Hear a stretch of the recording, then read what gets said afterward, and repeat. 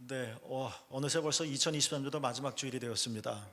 2023년도 시작한 지가 엊그제 같았는데 세월이 진짜 빠른 것 같습니다.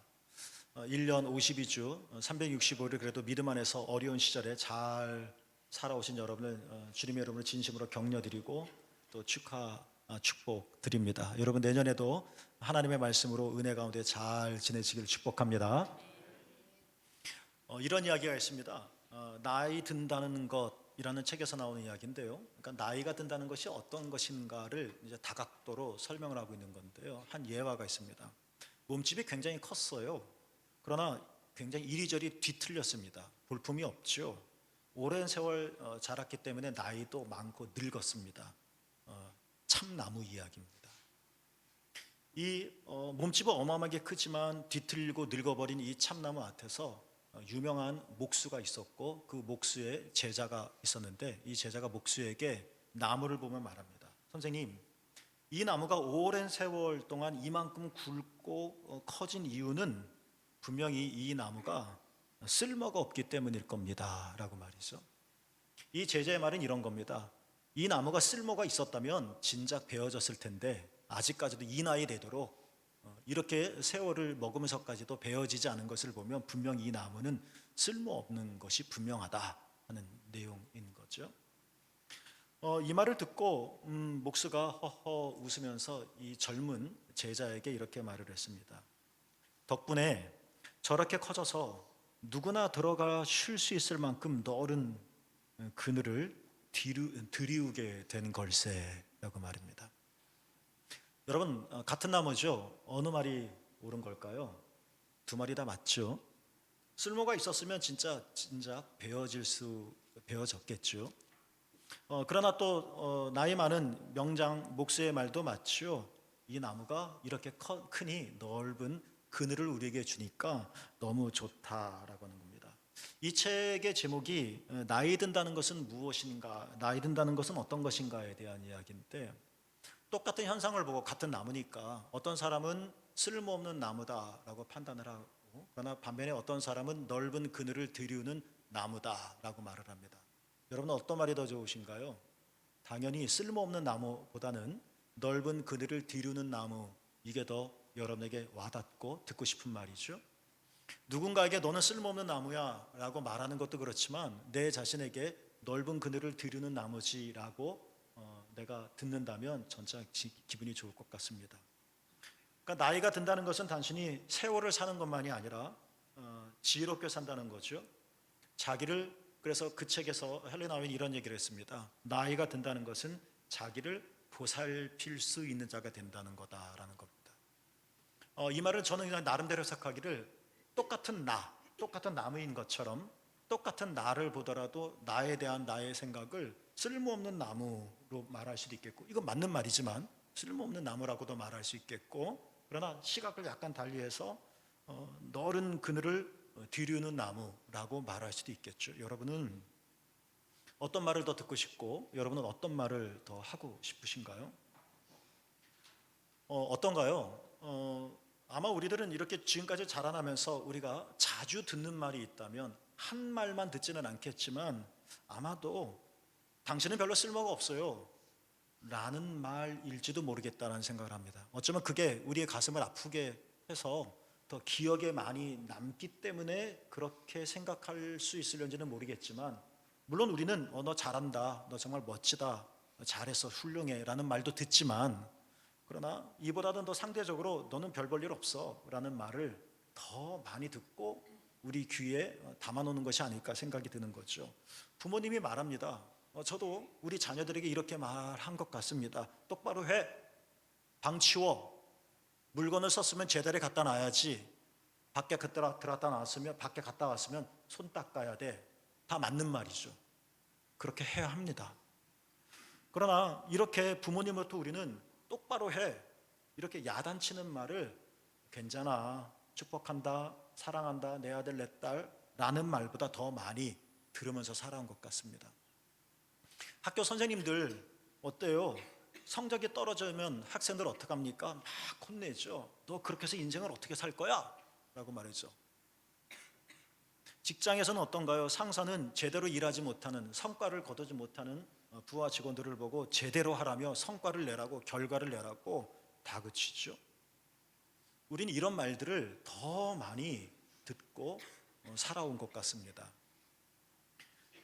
이런 것은 우리 일상에서만이 아니죠. 우리 신앙에서도 마찬가지입니다. 점점 제가 드리려고 하는 말에 접근을 하는 건데요.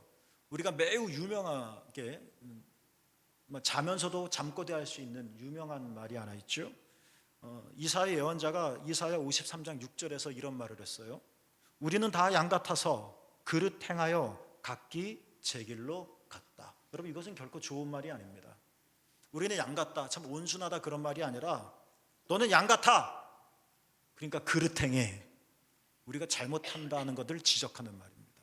그래서 하나님을 따라가지 않고 각기 제 갈 길로 갔다. 너는 이렇게 못났어, 너는 이렇게 못됐다고, 너는 이렇게 죄인이야 라는 말, 맞아요. 맞는 말이죠. 그런데 우리는 이 말을 더 잘 기억하고 있죠.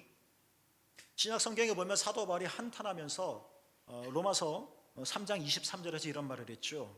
모든 사람이 죄를 범하였음에 하나님의 영광에 이르지 못하였다.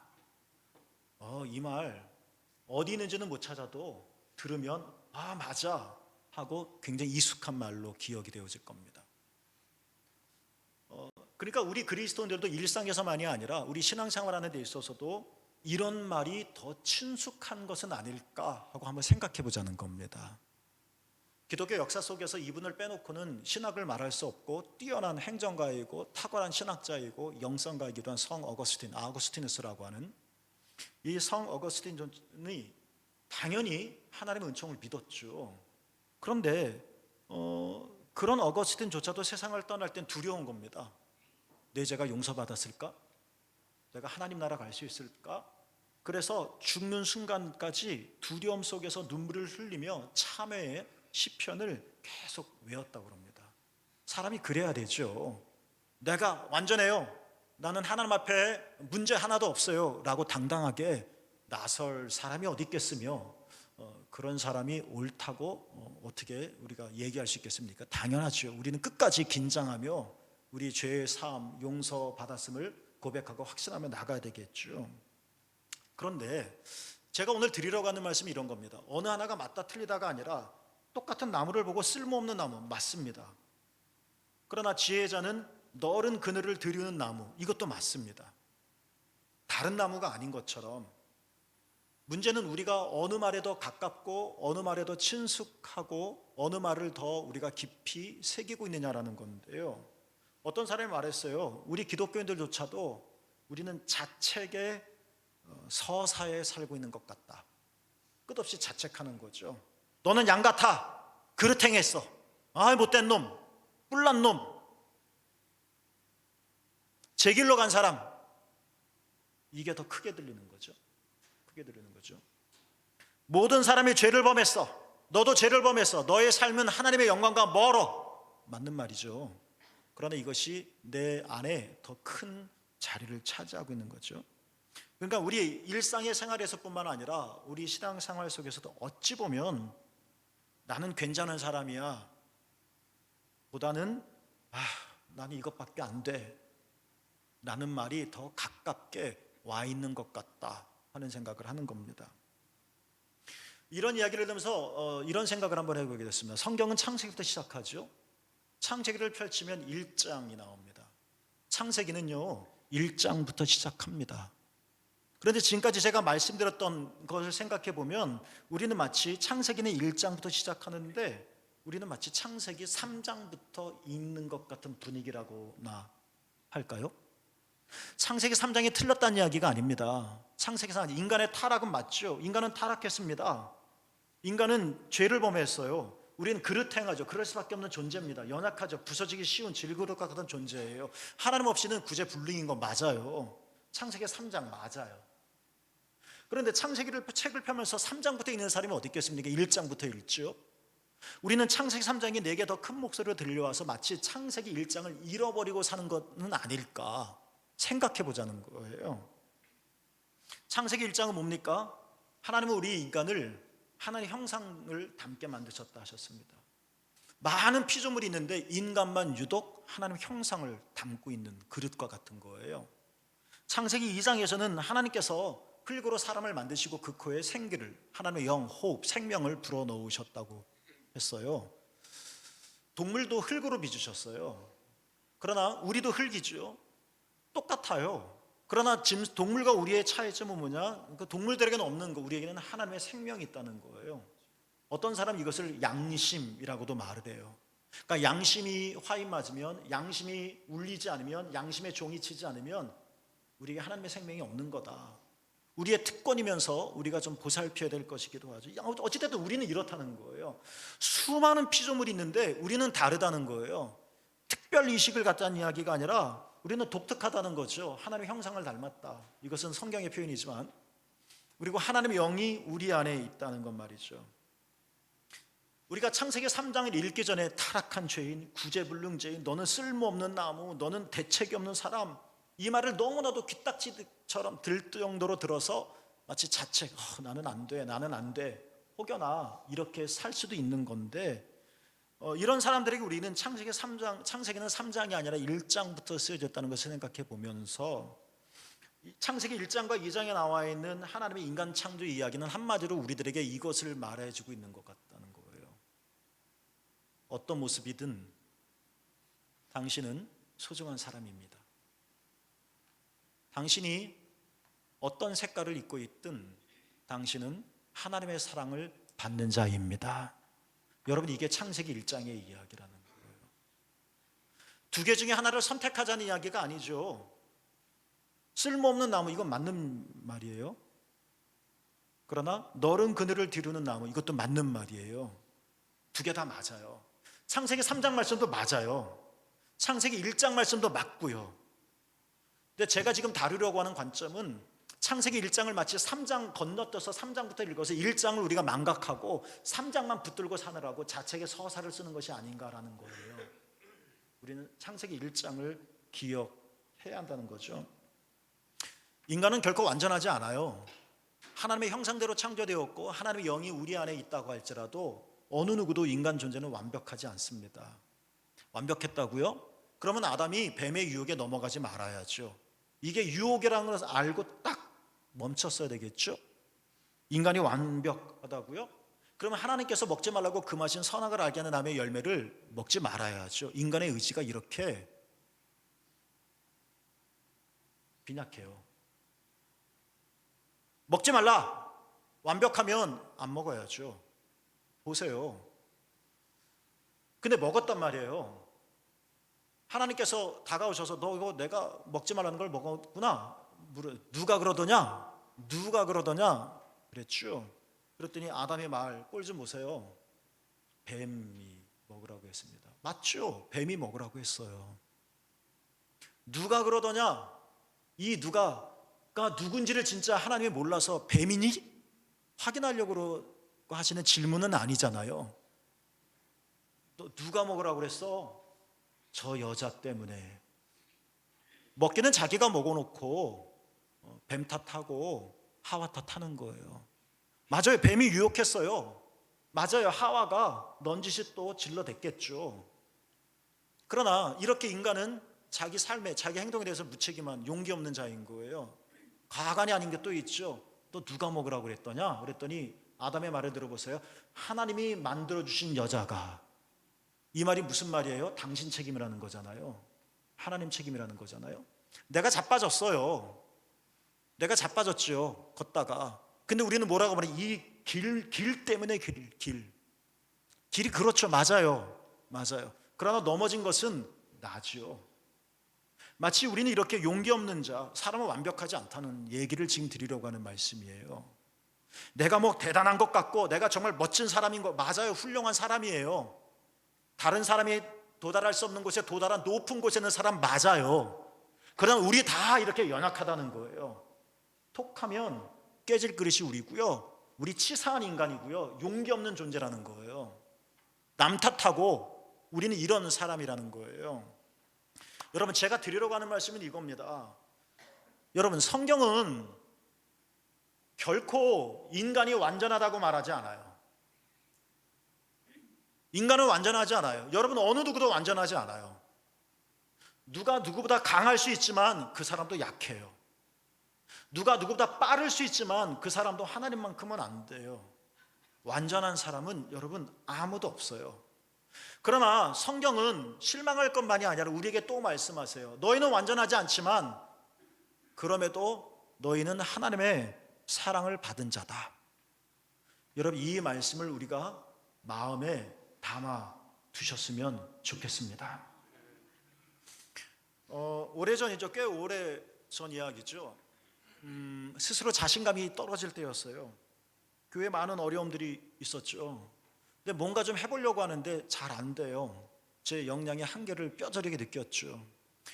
나는 기도하면서 정말 이거다라고 말을 하는데 사람들은 변하지 않아요.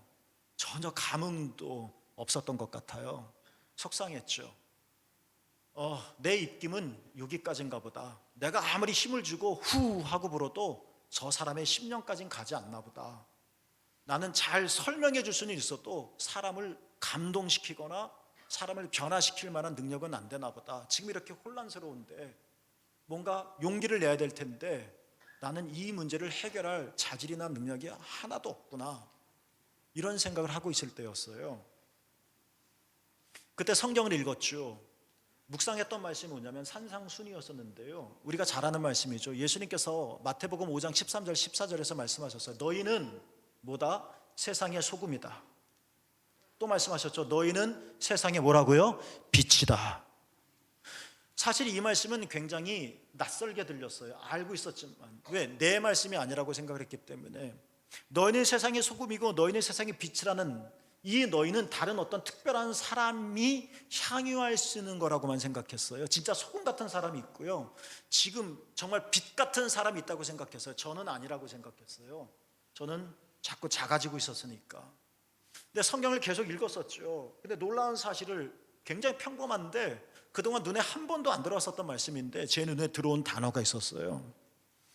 이 산상순이 마태복음 5장부터 시작하지 않습니까? 빛과 소금 얘기가.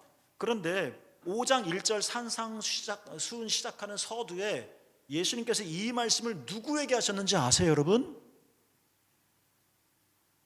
5장 1절에 보면 무리라고 나왔어요.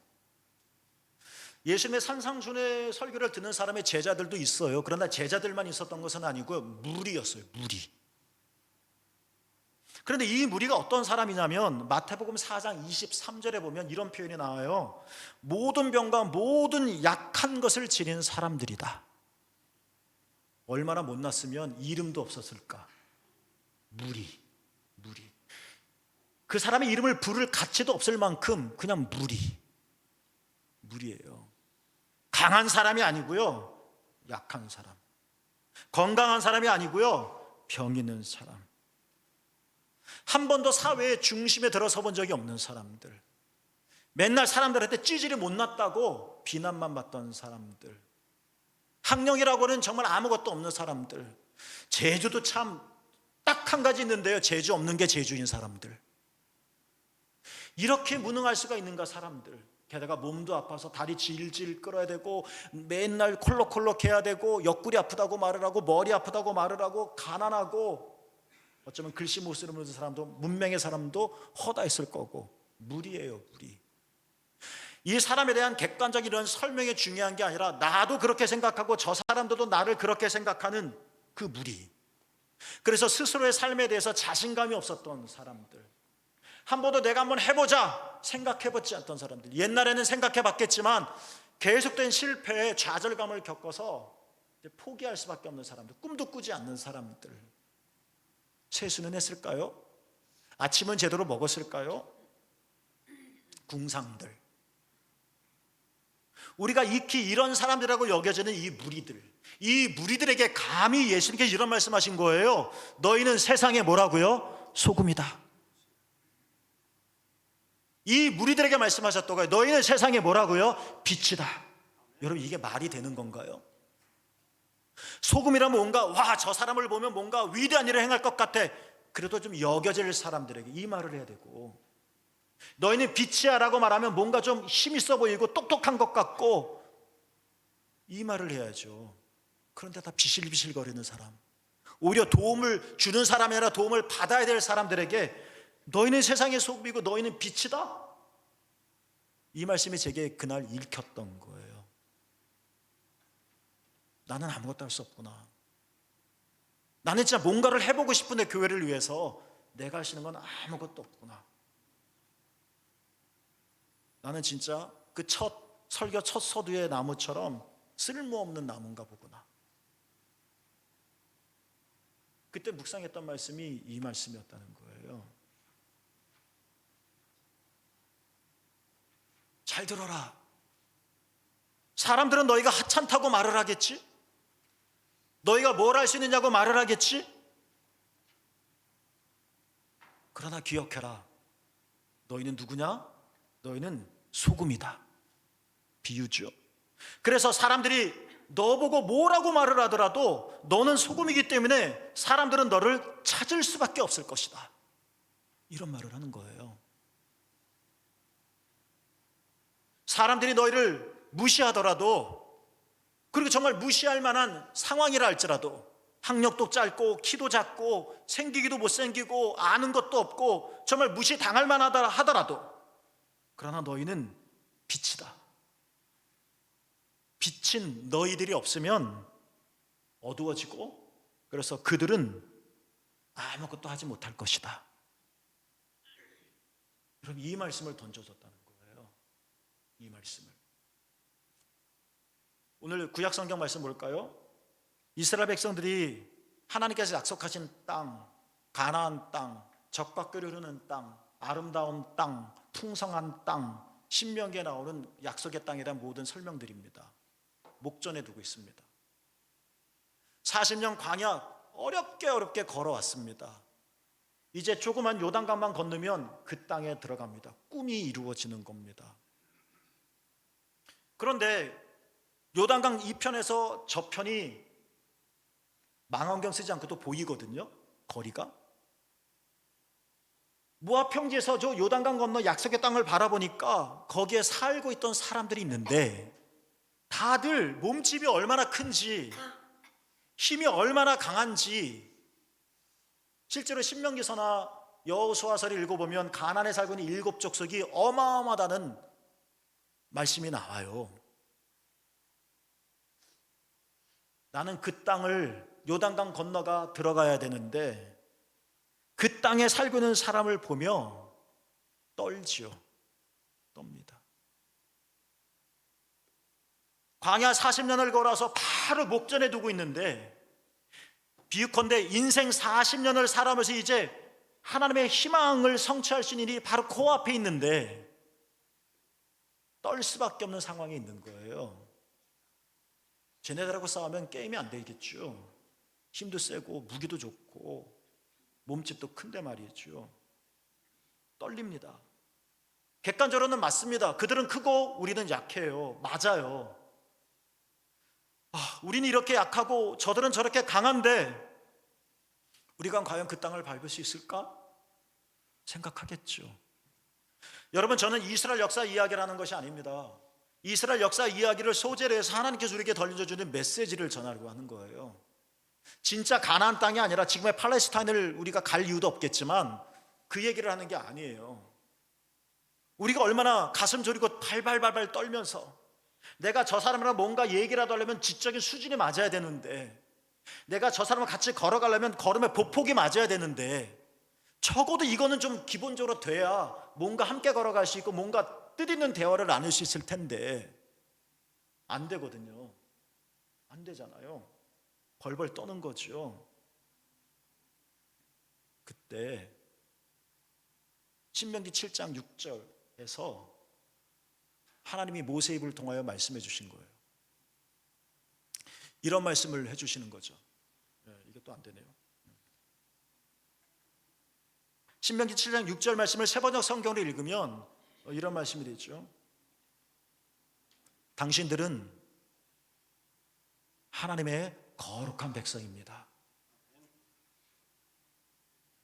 당신들은 하나님이 선택하셔서 자기의 보배로 삼으신 백성입니다. 이런 말을 듣게 해주는 거예요. 진짜 꼴같지도 않은 사람이 내가 대단해, 이거 한 대 주워받고 싶죠. 진짜 지금 그 얘기를 하는 게 아니에요. 가난 일곱 족속에 비하면 나는 진짜 형편없습니다. 쓸모없는 나무예요. 오죽했으면 이 나이 되도록 나를 베이지 않았겠습니까?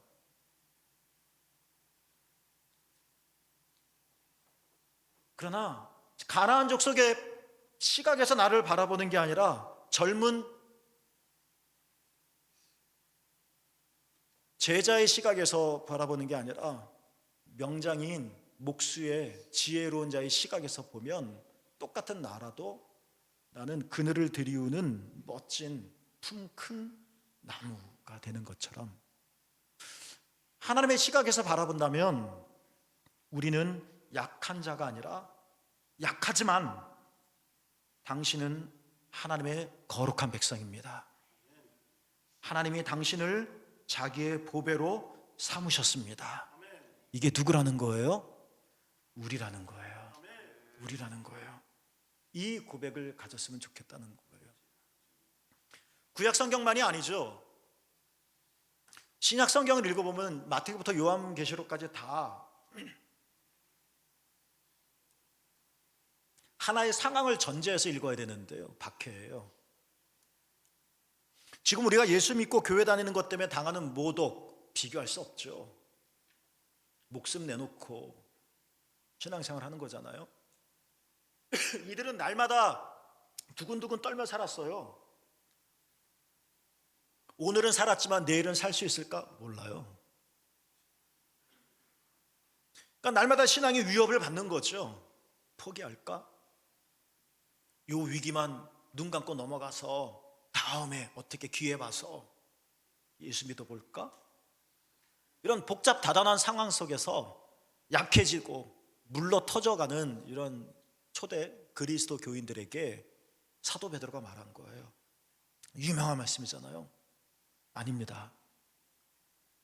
여러분은 약하지만 여러분은 저 사람들이 여러분을 괴롭히면 괴롭힘을 당할 수밖에 없고 우겨싸면 우겨싸임을 당할 수밖에 없고 우리는 그렇지만 기억하십시오. 여러분은 택하심을 받은 족속입니다. 여러분은 왕과 같은 제사장들입니다. 여러분은 거룩한 민족입니다. 여러분은 하나님의 소유가 된 백성입니다. 여러분, 우리가 과거로 돌아가서 베드로 사도가 활동했던 그 교회의 공동체원이 됐다고 생각해 볼 때 이 말씀이 우리에겐 어떻게 들렸을까요? 남 얘기처럼 와 멋지네 명언이네 하고 노트에 적는 유명한 명언이 아니라 진짜 내 삶을 새롭게 만드는 살아있는 말씀이지 않을까요, 여러분? 그렇습니다, 여러분. 여러분은 왕 같은 제사장입니다. 비유로 하자면 맞습니다. 여러분은 쓸모없는 나무예요. 그러나 그것이 여러분의 전부가 아니라 하나님은 그 지혜로운 나이 많은 목수의 입을 통해서 넓은 그늘을 들이는 나무라고도 말씀하셔요. 하나님은 이사야를 통해서 우리에게 너는 다 양 같아서 그릇 행한다. 맞아요. 우리는 그런 존재예요. 그러나 그것이 전부가 아니라 너에게는 하나님의 형상이 있다. 하나님의 생명이 너희 안에 있다. 창세기 1장이 있다는 거예요. 그렇습니다, 여러분. 나의 나됨은 나에게 있지 않습니다. 사도 바울이 오래전에 고린도전서 15장 10절에서 내가 나된 것은 뭐라고요? 하나님의 은혜로다. 나의 나된 것은 나에게 나온 것이 아니라 하나님에게서 나오는 거예요. 이것이 그리스도인인 거죠. 하나님은 우리가 보기엔 내가 내 관점에서 내 삶을 보면 불공평한 게 너무 많아요. 하나님의 창조에 부조리한 게 너무 많은 것 같죠. 왜 하나님은 우리를 사자처럼 힘있게 만들지 않으셨을까? 왜 하나님은 우리를 사슴같이 달리지 못하게 만드셨을까? 우리는 힘이 약해서 사자의 날카로운 이빨에 갈기갈기 찢길 수도 있고, 우리는 사슴이나 표범처럼 빠르지 못해서 먹이를 잡아내지도 못하고, 나는 원숭이처럼 나무를 잘 타지도 못하고. 왜 하나님은 우리를 이렇게 연약한 존재로 만드셨을까? 연약해요. 우리는 연약합니다. 그것만이 아니라, 그러나 뭐라고요? 우리 안에는 뭐가 있다고요? 하나님의 형상이 있다는 거예요. 우리 안에는 우리는 어떤 존재라고요? 하나님의 호흡, 하나님의 영, 하나님의 생명이 있다고요. 사자는 우리보다 강하고 사슴은 우리보다 빠를 수 있지만, 우리는 사자나 사슴보다 하나님의 생명을 품고 있고, 우리 여러분 한 명 한 명은 다 사자나 사슴에게는 없는 하나님의 형상을 담아내고 있다는 거예요. 맞아요, 우리는 일곱 족속에 비하면 약해요. 맞아요, 우리는 다 양 같아요. 맞아요, 다 맞는 말이에요. 비유컨대 창세기 1장을 기억하자는 거예요. 3장보다 1장이 먼저 있으니까.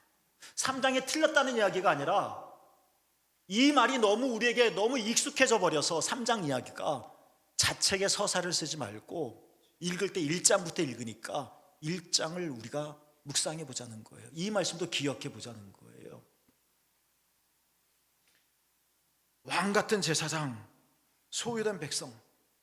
그래서 모세가 크게 외칩니다. 2024년도 우리 교회의 표가 뭐라고요? 내 하나님을 기억하라. 신명기 8장 18절에 있는 말씀이죠. 신명기 7장 6절이 본문이었었는데요, 7장 그리고 8장 앞부분에 8장 이후도 마찬가지고, 이 아스라지는 이런 삶 속에서, 막 울먹거리는 이런 내 인생 속에서, 교만하여다가 자빠지는 이런 아픔 속에서 내가 왜 이렇게 할까? 나는 쓸모없는 나무인가 보다. 나는 요 정도밖에 안 돼. 나는 볼품이 없어 라고 스스로 생각할 수 있는 상황에서 모세가 말하는 거예요. 내 하나님 여호와를 기억하라. 따라 볼까요? 내 하나님 여호와를 기억하라. 기억하자는 거예요. 새로운 시간을 살아가야 될 여러분,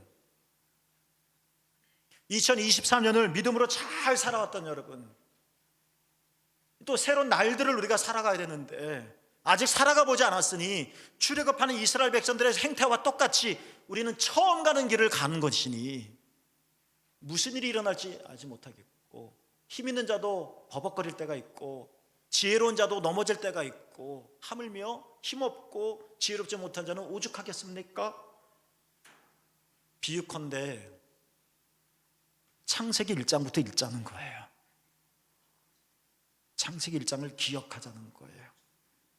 나는 완벽한 존재가 아니지만 뱀의 유혹을 받고 쓸데없이 핑계나 대고 남 탓만 하는 그런 연약하고 우스꽝스럽고 빈약한 사람이지만, 그럼에도 하나님 사랑을 받는 자다.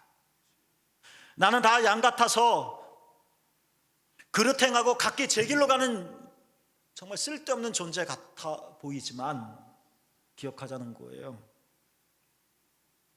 그래도 하나님께서 사랑하시고, 하나님께서 선택하셔서